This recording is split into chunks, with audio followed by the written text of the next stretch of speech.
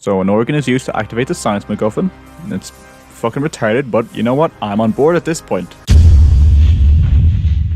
I first became aware of the Empire of Corpses before the film was even released back in around 2014, as this was a feature film made by the same studio that created Attack on Titan.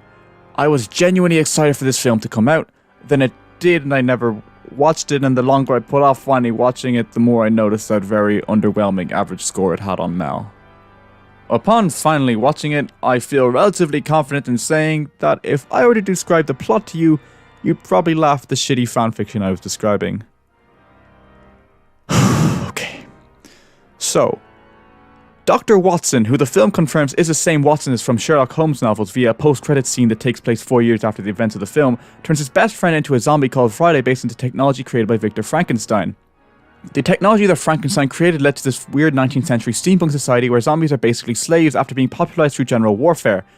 You can probably tell by now that this is the most needlessly complicated, stupid story ever told in the history of fiction. Yet, beneath the surface of this shitty fanfiction.net/fiction lies a genuine story about friendship. A story that forces Watson to make a choice. Does he remain loyal to his friend and try to bring him back to life? Or accept death in a healthy way and move on?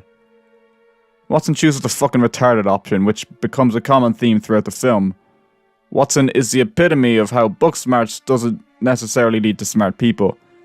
In fact, the conflict that lasts for the last hour of the movie is entirely based on his feckin' retarded decisions, acting on a whim despite having put in the time and effort to come to the conclusion that these actions are wrong and will only lead to more conflict after witnessing firsthand the horrors that can come from this technology being used by the wrong people. The biggest advantage that the film has going for it is its constant flow of ideas.